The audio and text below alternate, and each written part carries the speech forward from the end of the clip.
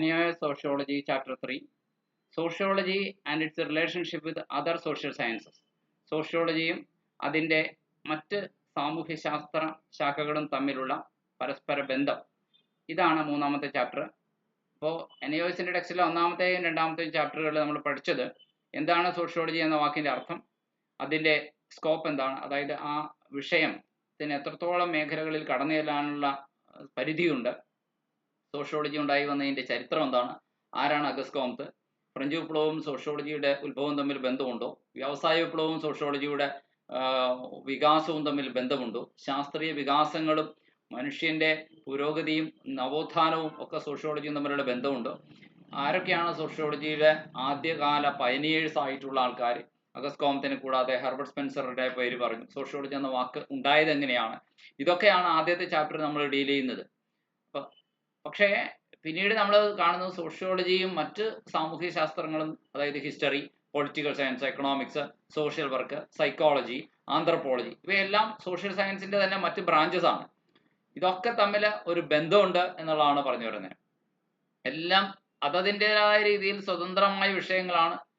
അതുകൊണ്ട് തന്നെ അതിൻ്റെ ഓരോന്നിൻ്റെയും സബ്ജക്റ്റ് മാറ്ററും സ്കോപ്പും ഒക്കെ വ്യത്യസ്തമാണ്.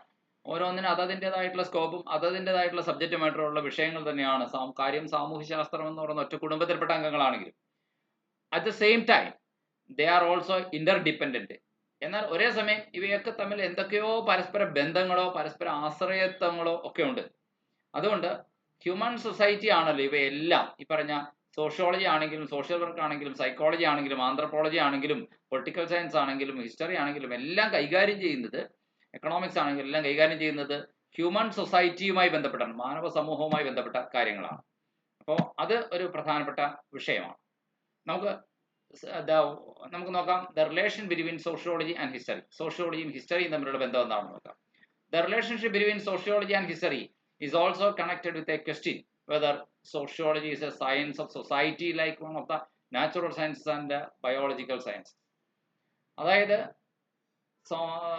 പ്രകൃതി ശാസ്ത്രം അഥവാ ജീവശാസ്ത്രം പോലെയുള്ള അല്ലെങ്കിൽ പ്രകൃതി സത്യങ്ങളുമായി ബന്ധപ്പെട്ട ഫിസിക്സ് അല്ലെങ്കിൽ കെമിസ്ട്രി പോലുള്ള ആ നാച്ചുറൽ സയൻസുമായി പോലെയുള്ള ഒരു ശാസ്ത്രമായിട്ടാണ് സോഷ്യോളജിയെ നമ്മൾ കണക്കിലെടുക്കേണ്ടത്, അല്ലെങ്കിൽ മാനവിക വിഷയങ്ങളായ ചരിത്രം പോലെയുള്ള വിഷയങ്ങളുടെ കൂട്ടത്തിലാണ് കണക്കിലെടുക്കേണ്ടത് എന്ന ഒരു ചോദ്യമുണ്ട്. അപ്പോൾ ഇവ തമ്മിലുള്ള ബന്ധങ്ങളെ കുറിച്ചൊക്കെ sociologist of the 19th and early 20th centuries thought that sociology was a natural science. അതായത് 19-20 നൂറ്റാണ്ടിൻ്റെ തുടക്കം ആ കാലഘട്ടങ്ങളിലുള്ള ശാസ്ത്രജ്ഞന്മാർ കരുതിയിരുന്നത് സോഷ്യോളജിയെ നമുക്ക് നാച്ചുറൽ സയൻസിൻ്റെ ഒരു ബ്രാഞ്ചായിട്ട് എടുക്കാം എന്നാണ്, സൊസൈറ്റിയെ സംബന്ധിക്കുന്ന പ്രകൃതി ശാസ്ത്രം എന്നാണ്, അങ്ങനത്തെ ഒരു ശാഖയായിട്ട് സോഷ്യോളജി കരുതാമെന്നാണ് കരുതിയിരുന്നത്. എന്തിനാ അഗസ്റ്റ് കോംത് പോലും സോഷ്യോളജിക്ക് ആദ്യം പേരിട്ടപ്പോൾ സോഷ്യോളജി എന്ന പേരല്ല സോഷ്യൽ ഫിസിക്സ് എന്ന പേരായിട്ടത്, പിന്നീടാണ് പിന്നെ മാറ്റം വരുത്തിയത്. പക്ഷേ ആ 19th സെഞ്ചുറിയുടെ ആദ്യ കാലഘട്ടങ്ങളിലും ഒരുപക്ഷെ ഏർലി 19th സെഞ്ചുറിയുടെ അവസാന കാലഘട്ടങ്ങളിലും 20th സെഞ്ചുറിയുടെ ഏർലി പീരീഡിലും ഒക്കെയുള്ള ശാസ്ത്രജ്ഞന്മാരിൽ നിന്ന് വിഭിന്നമായിട്ട് പിൽക്കാലത്ത് but later the weakness of this view started surfacing. ഈ പ്രകൃതി ശാസ്ത്രത്തിന്റെ കൂട്ടത്തിൽ ഒരു ശാസ്ത്രമായിട്ട് സോഷ്യോളജി കാണുന്നത് അത്ര നല്ല കാര്യമല്ല, അല്ലെങ്കിൽ അത്ര ശരിയാവുകയില്ല. ആ വാദമുഖത്തിന്റെ ദുർബലത എല്ലാവർക്കും ബോധ്യപ്പെട്ടു. And sociologist felt that there was no doubt that their subject was social science. അങ്ങനെ സോഷ്യോളജിസ്റ്റുകൾക്ക് ഒരു കാര്യം ഉറപ്പായി, നമ്മൾ കൈകാര്യം ചെയ്യുന്ന വിഷയം ഒരിക്കലും നാച്ചുറൽ സയൻസ് അല്ല, അത് സോഷ്യൽ സയൻസ് തന്നെയാണ് എന്ന്.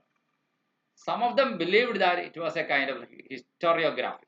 ചില ആൾക്കാർ പറഞ്ഞു സോഷ്യോളജി എന്ന് പറയുന്ന ഒരു തരത്തിൽ പറഞ്ഞാൽ ഒരു ചരിത്ര രചനാശാസ്ത്രം തന്നെയാണെന്ന് വരെയും കരുതി. അപ്പൊ ഹിസ്റ്ററിയുമായി കണക്ട് ചെയ്ത് നമുക്ക് അതിനെ ചിന്തിക്കാം. History is a study of the past. എന്താണ് ഹിസ്റ്ററി? ഹിസ്റ്ററി എന്ന് പറഞ്ഞു കഴിഞ്ഞാൽ അത് ഭൂതകാലത്തെക്കുറിച്ചുള്ള പഠനമാണ് എന്ന് നമുക്കറിയാം. Which people have already lived. ജനങ്ങൾ ജീവിച്ചിരുന്ന ഒരു കാലഘട്ടം. Data for historians come in the form of records from archives. ആർച്ചൈവുകളിലെ റെക്കോർഡുകളിൽ നിന്നാണ് അതിനുള്ള ഡാറ്റ ചരിത്രകാരന്മാർക്ക് കിട്ടുന്നത്. Museums, libraries and personal collections of people, അല്ലെങ്കിൽ എന്തെങ്കിലും ഇൻസ്ക്രിപ്ഷൻസ്, അല്ലെങ്കിൽ മോണിമെന്റ്സ്, അല്ലെങ്കിൽ കോയിൻസ്, ഇതിൽ നിന്നൊക്കെയാണ് ചരിത്രകാരന് വിവരങ്ങൾ കിട്ടുന്ന ഡാറ്റ സോഴ്സ് എന്ന് പറയുന്നത്. So historians get their data from the study of inscriptions and records of the past. Such historical data may not be complete. അങ്ങനെ ചരിത്രകാരന് കിട്ടുന്ന ഹിസ്റ്റോറിക്കൽ ഡാറ്റ കംപ്ലീറ്റ് ആവണമെന്ന് നിർബന്ധമില്ല. Some of the information have been destroyed or lost or may have stolen or inaccessible. ചില വിവരങ്ങൾ, ചരിത്രത്തിന്റെ വിവരങ്ങൾ ചിലത് നശിച്ചു പോയിട്ടുണ്ടാവാം, ചിലത് മോഷ്ടിക്കപ്പെട്ട് പോയിട്ടുണ്ടാവാം, ചിലപ്പോൾ അല്ല വേറെ ഏതെങ്കിലും പ്രകൃതി ദുരന്തങ്ങൾക്ക് പ്രതിഭാസങ്ങൾക്കിടയിൽ തേഞ്ഞു മാഞ്ഞു പോയിട്ടുണ്ടാവാം, ചിലപ്പോൾ ഇനി ഒരിക്കലും കിട്ടാത്ത രീതിയിൽ മൺമറിഞ്ഞു പോയിട്ടുണ്ട്, ഇനാക്സസിബിൾ ആയിട്ടുണ്ടാവാം. Therefore, അതുകൊണ്ട് historians have to build up their interpretations. ചരിത്രകാരന് കുറെ ഇന്റർപ്രിട്ടേഷൻ ഒക്കെ സ്വയം ബിൽഡപ്പ് ചെയ്തെടുക്കേണ്ടിയിരിക്കുന്നു ഓഫ് ദ പാസ്റ്റ്, ഭൂതകാലത്തെ കുറിച്ച്, on the limitations of the materials available to him. അയാളുടെ കൈവശം ലഭ്യമായിട്ടുള്ള വിഭവങ്ങളുടെ പരിമിതി കൊണ്ട്, അതിന്റെ പോരായ്മകൾ കൊണ്ട് പോരാത്തത് അയാൾ നികത്തേണ്ടി വരും. അപ്പോൾ ഇതാണ് ചരിത്രത്തെ നമുക്ക് സോഷ്യോളജിയായിട്ട് കണക്ട് ചെയ്യുമ്പോൾ നമ്മൾ ആ വ്യത്യാസം മനസ്സിലാക്കുന്നത്. Historians are concerned with specific society. ചരിത്രകാരന്മാർ എപ്പോഴും ഒരു നിർദ്ദിഷ്ട സമൂഹത്തെ കുറിച്ചാണ് അവരുടെ പഠനം, അവരുടെ ശ്രദ്ധ. ദേ tell about the system that prevailed in A society at A particular time. ഒരു പ്രത്യേക കാലഘട്ടത്തിലെ ഒരു സമൂഹത്തിൽ നിലവിലിരുന്ന ഒരു സിസ്റ്റത്തെ കുറിച്ചാണ് പറയുന്നത്. Whatever comparisons historians make are of limited scale. ചരിത്രകാരന്മാരുണ്ടാക്കുന്ന എന്തൊക്കെ താരതമ്യമാവട്ടെ അതൊക്കെ പരിമിതമായ തോതിലാണ്. Whatever comparisons historians make are of limited scale. They may compare societies inhabiting the same area. ഒരേ പ്രദേശത്ത് തന്നെ വസിക്കുന്ന സമൂഹങ്ങളെയാണ് അവർ താരതമ്യം ചെയ്യുക. But vast comparisons of societies different in scale. അതുപോലെ തന്നെ സമൂഹങ്ങളുടെ വിപുലമായ താരതമ്യങ്ങളുണ്ട്, വ്യത്യസ്തമായിട്ടുള്ള ഡിഫറെന്റ് ഇൻ സ്കെയിൽ, തോതിലുള്ളവ, ആൻഡ് ടൈം, പല സമയങ്ങളിലുള്ള, are beyond the scope of history. ഇതൊക്കെ ചരിത്രത്തിന്റെ പരിധിക്ക് അപ്പുറമാണ്. ദെയർഫോർ അതുകൊണ്ട് historians rarely attempt to generalise about human society as a whole. ചരിത്രകാരന്മാർ വളരെ അപൂർവമായിട്ടാണ് മാനവ സമൂഹത്തെ മൊത്തമായിട്ട് സാമാന്യവൽക്കരിക്കാൻ ശ്രമിക്കുക. They provide a detailed account of a specific social situation. ഒരു സ്പെസിഫിക് ആയ സോഷ്യൽ സിറ്റുവേഷന്റെ വളരെ ഡീറ്റെയിൽഡ് ആയിട്ടുള്ള അക്കൗണ്ട് ആണ് അവർ നൽകുക. എന്ന് വെച്ച് കഴിഞ്ഞാൽ ഒരു ചെറിയ പ്രദേശത്തെ കുറിച്ചാണ് ചരിത്രകാരൻ പഠിക്കുന്നതെങ്കിൽ ആ പ്രദേശത്തെ ജനങ്ങളെക്കുറിച്ചും അവിടുത്തെ കാര്യങ്ങളെക്കുറിച്ചും ഒക്കെ ഉള്ള വളരെ വിശദമായിട്ടുള്ള പഠനമാണ് ചരിത്രകാരന്റെ പഠനം. അതാണ് ഒരു സ്പെസിഫിക് ടൈമിലെ ഒരു സ്പെസിഫിക് സൊസൈറ്റിയെ കുറിച്ചുള്ള പഠനം. എന്നാൽ സോഷ്യോളജി അങ്ങനെയല്ലല്ലോ. ലോകത്തെ ഒന്നാകെയുള്ള മനുഷ്യരെ ഒരു മനുഷ്യ സമുദായമായി കണക്കാക്കി അവയെക്കുറിച്ച് പൊതുവായ ജനറലൈസ്ഡ് തിയറീസ് കണ്ടെത്താനാണ് സോഷ്യോളജിസ്റ്റുകൾ ശ്രമിക്കുക. അപ്പോൾ in comparison sociology principally concerned with the study of contemporary society. ഇനി ചരിത്രകാരന്മാർ പഴയകാല സൊസൈറ്റിയെ കുറിച്ചാണ് പഠിക്കുന്നതെങ്കിൽ സോഷ്യോളജി സമകാലീന സമൂഹത്തെ കുറിച്ചാണ് പഠിക്കുന്നത്, കണ്ടംപററി സൊസൈറ്റീസിനെ കുറിച്ചാണ് പഠിക്കുന്നത്. അതാണ് വേറൊരു പ്രത്യേകത എന്ന് പറയുന്നത്. സോഷ്യോളജിസ്റ്റുകളുടെ ആംഗിളിലുള്ള പഠനത്തിന്റെ മറ്റൊരു പ്രത്യേകത അതാണ്. ഇനി മറ്റൊരു പ്രത്യേകതയായിട്ട് നമുക്ക് മനസ്സിലാക്കാൻ കഴിയുന്നത്, they do not base themselves on data collected by others. സോഷ്യോളജിസ്റ്റുകൾ ഒരിക്കലും മറ്റുള്ളവർ കളക്ട് ചെയ്ത ഡാറ്റനെ ബേസ് ചെയ്യുന്നില്ല. they generate their own data. അവർ സ്വന്തമായി പോയി പഠിച്ച്, ആ പ്രദേശത്ത് പോയി പഠിച്ച്, ആ മനുഷ്യരോട് സംസാരിച്ച്, അവരുടെ കൂട്ടത്തിൽ ജീവിച്ച്, അവരുടെ ഇടയിൽ നിന്ന് വിവരങ്ങൾ സ്വന്തമായി ശേഖരിക്കുകയാണ് ചെയ്യുന്നത്. For which the term primary data is. അങ്ങനെ ഒരാൾ നേരിട്ട് ഫീൽഡിൽ ഇറങ്ങി നേരിട്ട് ഡാറ്റ ശേഖരിക്കുന്ന രീതിയെ പറയുന്ന വരുന്ന പ്രൈമറി ഡാറ്റ. വേറൊരാൾ പഠിച്ച ഡാറ്റ അത് നമ്മൾ നമ്മുടെ പഠനത്തിന് വേണ്ടി പുസ്തകങ്ങളിൽ നിന്ന് ജേണലുകളിൽ നിന്ന് പകർത്തിയെടുത്ത് പഠിക്കുന്നതിന് സെക്കൻഡറി ഡാറ്റ എന്നാണ് പറയുന്നത്. എന്നാൽ സോഷ്യോളജിസ്റ്റുകൾ സെക്കൻഡറി ഡാറ്റ അല്ല ഉപയോഗിക്കുന്നത്, പ്രൈമറി ഡാറ്റ ആണ് ഉപയോഗിക്കുന്നത്. While collecting data a sociologist keeps in his mind that all the aspects. ഒരു ഡാറ്റ കളക്ട് ചെയ്യുമ്പോൾ സോഷ്യോളജിസ്റ്റ് എല്ലാ വശങ്ങളും മനസ്സിൽ സൂക്ഷിക്കുന്നു. If answers to certain questions have not been found. ചില ചോദ്യങ്ങൾക്ക് ഉത്തരം അയാൾക്ക് കണ്ടെത്താൻ പറ്റിയില്ലെങ്കിൽ he can always go back to his field area. കാരണം അയാളുടെ ഫീൽഡ് അവിടെയുണ്ട്. ഹിസ്റ്ററി പോലെയല്ല. ഹിസ്റ്റോറിയന്റെ ഫീൽഡ് ഓൾറെഡി മൺമറിഞ്ഞു പോയതാ. അവിടെ പോയിട്ട് നേരിട്ട് രണ്ടാമത് ചോദ്യം ചോദിക്കാൻ സാധിക്കില്ല. പക്ഷെ സോഷ്യോളജിസ്റ്റിന് അങ്ങനെയല്ല. അയാളുടെ ആ ഫീൽഡ് അവിടെ ഉണ്ട്. ആ പ്രദേശത്ത് പോയിട്ട് ആളുകളോട് വീണ്ടും ചോദിച്ച് ക്ലാരിഫൈ ചെയ്ത് പോരാം. To fill in the missing information. ആ മിസ്സിംഗ് ഇൻഫർമേഷൻ ക്ലാരിഫൈ ചെയ്യാനായിട്ടുള്ള വകുപ്പുണ്ട് sociology. As a result collected data by the sociologist are more comprehensive. Sociologist collect ചെയ്യുന്ന ഡാറ്റ കൂടുതൽ കോംപ്രഹെൻസീവ് ആണ് than the historian who has to content himself. പക്ഷേ ചരിത്രകാരന് സ്വയം സംതൃപ്തി അടയേണ്ടി വരും with whatever data that is available with him. അയാളുടെ കൈവശമുള്ള ഡാറ്റ എന്താണോ അത് വെച്ചിട്ട് അയാൾക്ക് സാറ്റിസ്ഫൈഡ് ആവേണ്ടി വരും എന്നുള്ളതാണ് പറയുന്നത്. ഇനി although sociologist study the contemporary society. സോഷ്യോളജിസ്റ്റുകൾ സമകാലീന സമൂഹത്തെ കുറിച്ചാണ് പഠിക്കുന്നതെങ്കിലും they always refer to the historical material available on it. അതിനകത്ത് കുറച്ചൊക്കെ ഹിസ്റ്റോറിക്കൽ മെറ്റീരിയൽ അവൈലബിൾ ഉണ്ട്, ചരിത്രപരമായ വസ്തുതകൾ അവൈലബിൾ ഉണ്ട്. അതേക്കുറിച്ച് അവരെപ്പോഴും അറിയാൻ താല്പര്യമുള്ളവരുകൂടിയാണ്. For understanding social and cultural change. അതായത് ഒരു കാലഘട്ടത്തിലും മറ്റൊരു കാലഘട്ടത്തിലുള്ള സമൂഹത്തിന്റെ സാമൂഹ്യപരമായ സാംസ്കാരികപരമായ മാറ്റം അറിയാൻ വേണ്ടിയിട്ട് സോഷ്യോളജിസ്റ്റുകൾ ഇന്നത്തെ സമൂഹത്തെ മാത്രമല്ല പഴയകാല സമൂഹത്തില് എന്ത് മാറ്റം ഉണ്ടായിരുന്നു, ഇപ്പൊ എങ്ങനെയാണ്, ആ മാറ്റം എങ്ങനെയാണ്, കൾച്ചറൽ ചേഞ്ച് എങ്ങനെ ഉണ്ടായതെന്ന് അറിയാൻ ആകാംക്ഷയുള്ള ആൾ കൂടിയാണ്. അപ്പൊ നോക്കൂ, ഹിസ്റ്ററിയും സോഷ്യോളജിയും തമ്മിൽ കണക്ട് ചെയ്യുന്ന ബന്ധപ്പെടുന്ന ഭാഗം കണ്ടില്ലേ. They may also conduct a sociological study of the past society. Past സൊസൈറ്റിയെ കുറിച്ച് ഒരു സോഷ്യോളജിക്കൽ സ്റ്റഡിയും കൂടി ചിലപ്പോൾ അവർ നടത്തിയിരിക്കും. ആ പഴയകാല സമൂഹത്തെ കുറിച്ച് വേണമെങ്കിൽ അങ്ങനെയും നടത്തുന്നതിന് സോഷ്യോളജിയിൽ വകുപ്പുണ്ട്. കണ്ടംപററി സൊസൈറ്റിയെ കുറിച്ചാണ് അതിന്റെ മേജർ പഠനമെങ്കിലും പഴയകാല സമൂഹത്തെ കുറിച്ചും ചെറിയ പഠനങ്ങൾ നടത്തുന്നതിന് അവിടെ വകുപ്പുണ്ട്. ഇൻ എ നട്ട്ഷെൽ, ചുരുക്കി പറഞ്ഞാൽ, A sociologist may study historical societies using the methodology of his subject. പക്ഷേ സോഷ്യോളജിസ്റ്റ് അയാൾ ചരിത്രപരമായ ഒരു സമൂഹത്തെ കുറിച്ച് പഠിക്കുമ്പോൾ അതിനുപയോഗിക്കുന്ന രീതിശാസ്ത്രം, മെത്തഡോളജി എന്ന് പറയുന്നത് സോഷ്യോളജിയുടെ മെത്തഡോളജിയാണ്, അല്ലാണ്ട് ഹിസ്റ്ററിയുടെ മെത്തഡോളജിയിലല്ല അയാൾ പഠിക്കുന്നത്. And look at the Inter relationship between different institutions.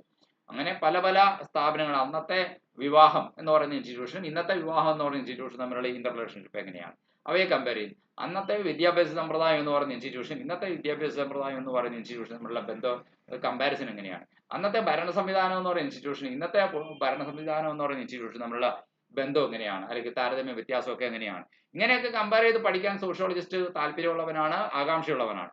When this perspective is extended for the study of sociological societies, ഈ കാഴ്ചപ്പാട് സോഷ്യോളജിക്കൽ സമൂഹത്തെ കുറിച്ചുള്ള പഠനത്തിന് വേണ്ടിയിട്ട് നമ്മൾ കുറച്ചുകൂടി വിപുലീകരിക്കുമ്പോൾ the branch of sociology that deals with it is known as historical sociology. അങ്ങനെ സോഷ്യോളജിയുടെ ബ്രാഞ്ച് ഹിസ്റ്റോറിക്കൽ ആയിട്ടുള്ള ഒരു പഴയ സൊസൈറ്റിയെ കുറിച്ച് ഇപ്പോഴത്തെ സമൂഹമായിട്ട് കമ്പയർ ചെയ്യാൻ വേണ്ടിയിട്ടൊക്കെ അതിനെ ആ സോഷ്യോളജിക്കൽ മെത്തഡോളജി ഉപയോഗിച്ച് പഠിക്കുന്നതിനെ പറയുന്നതാണ് ഹിസ്റ്റോറിക്കൽ സോഷ്യോളജി. അപ്പോൾ ഒരു പുതിയ സോഷ്യോളജിയുടെ തന്നെ ഒരു സബ് ബ്രാഞ്ച് ഹിസ്റ്റോറിക്കൽ സോഷ്യോളജി എന്ന് പറയാം. അപ്പോൾ ഹിസ്റ്ററിയും സോഷ്യോളജി നമ്മൾ കണക്ട് ചെയ്തുണ്ടാകുമ്പോൾ അങ്ങനെ ഉണ്ടായ ആ ബന്ധത്തിനുണ്ടായ ഒരു പുതിയ നവജാത ശാസ്ത്രമാണ് ഹിസ്റ്റോറിക്കൽ സോഷ്യോളജി എന്ന് പറയാം. The essential difference between history and sociology is that ഹിസ്റ്ററിയും സോഷ്യോളജിയും തമ്മിലുള്ള പ്രധാനപ്പെട്ട വ്യത്യാസം ഇതാണ്. The former is concerned with past. History പാസ്റ്റിനെ കുറിച്ചുള്ള പഠനമാണെങ്കിൽ ദ ലാറ്റർ എന്ന് വെച്ചാൽ രണ്ടാമത് പറഞ്ഞത്, അതായത് sociology is mainly concerned with the present day society. അത് പ്രസന്റ് ഡേ സൊസൈറ്റിയെ കുറിച്ചാണ് കൺസേൺ ആവുന്നത്. Why history does not concern for itself with contemporary society. History ഒരിക്കലും കണ്ടംപററി സൊസൈറ്റിയെ കുറിച്ച് പഠിക്കാൻ ഒരിക്കലും താല്പര്യമല്ല. Sociology certainly extends its frontiers to include past societies in its scope. Sociology അതിന്റെ സ്കോപ്പിൽ പാസ്റ്റ് സൊസൈറ്റിയെ കുറിച്ചുള്ള പഠനത്തിൽ തീർച്ചയായിട്ടും അതിന്റെ അതിർവരമ്പുകൾ വികസിപ്പിക്കുന്നുണ്ട്. ഇനി the branch of society which studies about historical societies. Historical സൊസൈറ്റിയെ കുറിച്ച് പഠിക്കുന്ന സോഷ്യോളജിയുടെ ബ്രാഞ്ച് ഏതാണ്? Using the methodology of sociology. സോഷ്യോളജിയുടെ മെത്തഡോളജി ഉപയോഗിച്ചിട്ട്, അതാണ് ഹിസ്റ്റോറിക്കൽ സോഷ്യോളജി. സോഷ്യോളജിയുടെ മെത്തഡോളജി ഉപയോഗിച്ചിട്ട് ഹിസ്റ്ററിയെ കുറിച്ച് പഠിക്കുന്ന സോഷ്യോളജിയുടെ ബ്രാഞ്ചാണ് ഹിസ്റ്റോറിക്കൽ സോഷ്യോളജി എന്ന് നമുക്ക് പറയാൻ സാധിക്കും. ഇനി ഒരു ക്വസ്റ്റ്യൻ ആണ്, historical studies confines within the some specific societies while sociology attempts to dash about human society. അതായത് ഹിസ്റ്റോറിക്കൽ ചരിത്ര പഠനങ്ങൾ ഒതുങ്ങി നിൽക്കുന്നു, കൺഫൈൻ ചെയ്യുന്നു എന്ന് പറഞ്ഞാൽ ഒതുങ്ങി നിൽക്കുന്നു, വിത്തിൻ സം സ്പെസിഫിക് സൊസൈറ്റി. ചില നിർദ്ദിഷ്ട സമൂഹത്തിന്റെ ഉള്ളിലാണ് അവയുടെ ചരിത്ര പഠനത്തിന്റെ വ്യാപ്തി ഒതുങ്ങി നിൽക്കുന്നതെങ്കിൽ സോഷ്യോളജി അറ്റംപ്റ്റ് ചെയ്യുന്നത് മൊത്തത്തിലുള്ള മാനവ സമൂഹങ്ങളെ കുറിച്ച് പൊതുതത്വങ്ങൾ ആവിഷ്കരിക്കാൻ, ജനറലൈസ് ചെയ്യാനാണ്. അപ്പോൾ ഫിൽ ഇൻ ദ ബ്ലാങ്ക്സിൽ അവിടെ ഫില്ല് ചെയ്യേണ്ടത് ജനറലൈസ് ചെയ്യാനാണ് സോഷ്യോളജി ശ്രമിക്കുന്നത്, അല്ലാണ്ട് ഹിസ്റ്ററിയെ പോലെ സ്പെസിഫിക് സൊസൈറ്റിയുടെ പഠനത്തിൽ ഒതുങ്ങി നിൽക്കാനല്ല, കൺഫൈൻ ചെയ്യാനല്ല. ഇനി രണ്ടാമത്തെ ചോദ്യമാണ്, why it is said that sociology studies at micro level but aims at macro level. സോഷ്യോളജിയുടെ പഠനം മൈക്രോ ലെവൽ അഥവാ സൂക്ഷ്മതലത്തിലാണെങ്കിലും അതിന്റെ ലക്ഷ്യം ജനറലൈസേഷൻ ഉണ്ടാക്കേണ്ടത് മാനവ സമൂഹത്തെ കുറിച്ച് മൊത്തത്തിൽ നിയമം ഉണ്ടാക്കാനാണ്. മാക്രോ ലെവലാണ് അതിന്റെ ലക്ഷ്യം. അപ്പോൾ ഇതൊന്നും എന്തുകൊണ്ടാണ് ഇങ്ങനെ പറയുന്നത്? Sociologist like historians study about specific societies but their study never confines within that society. സോഷ്യോളജിസ്റ്റുകൾ ഹിസ്റ്റോറിയൻസിനെ പോലെയൊക്കെ തന്നെയാണ് സ്പെസിഫിക് സൊസൈറ്റിയെ കുറിച്ചാണ് പഠിക്കുന്നത് എങ്കിലും ആ ഇപ്പോൾ പഠിക്കുന്ന കണ്ടംപററി സൊസൈറ്റി, ആ സ്പെസിഫിക് സൊസൈറ്റി അതിനെ അവിടെ ഒതുങ്ങുന്നില്ല. അവർ ഉണ്ടാക്കാൻ ഉദ്ദേശിക്കുന്ന പൊതുതത്വ രൂപീകരണം എന്ന് പറയുന്നത് മനുഷ്യ സമൂഹത്തെ കുറിച്ചുള്ള ഒരു ജനറലൈസേഷൻ ആണ്, ഒരു പൊതുതത്വ രൂപീകരണമാണ് സോഷ്യോളജിസ്റ്റിന്റെ ഭാവനയിൽ വിത്തിൻ. അപ്പോൾ അതുകൊണ്ട് അയാളുടെ പഠനം ഒരിക്കലും ആ സൊസൈറ്റിയിൽ ഒതുങ്ങുന്നില്ല. It never confines within that society. Confine ചെയ്യുക, ഒതുങ്ങി നിൽക്കുക, ആ സൊസൈറ്റിയിൽ ഒതുങ്ങി നിൽക്കുന്നില്ല. പകരം instead they compare that society with other societies and make generalization. ആ സമൂഹത്തെ അതിന് സമാനമായ മറ്റു പല സമൂഹങ്ങളുമായിട്ട് താരതമ്യം ചെയ്തിട്ട് പൊതുവേ മനുഷ്യ സമൂഹങ്ങൾ പൊതുവെ എവിടെയാണ്, ഈ ലോകത്തിൽ എവിടെയാണെങ്കിലും അവയുടെ പൊതു നിയമം എന്നോണം കാര്യങ്ങൾ ഇങ്ങനെയൊക്കെയാണ് എന്നൊരു സാമാന്യ തത്വം, ഒരു ജനറൽ തിയറി ഉണ്ടാക്കുക അഥവാ ജനറലൈസേഷൻ ഉണ്ടാക്കുക എന്നാണ് ഉള്ളതാണ് സോഷ്യോളജിസ്റ്റിന്റെ ഉദ്ദേശം. സോ അതുകൊണ്ട് sociology studies are not tied to the limitations of time and space. Sociological പഠനം സമയം, സ്ഥലം എന്നിങ്ങനെയുള്ള പരിമിതികൾക്കുള്ളിൽ കെട്ടിവയ്ക്കപ്പെടുന്നില്ല എന്നുള്ളതാണ് മറ്റൊരു പ്രധാനപ്പെട്ട വസ്തുത.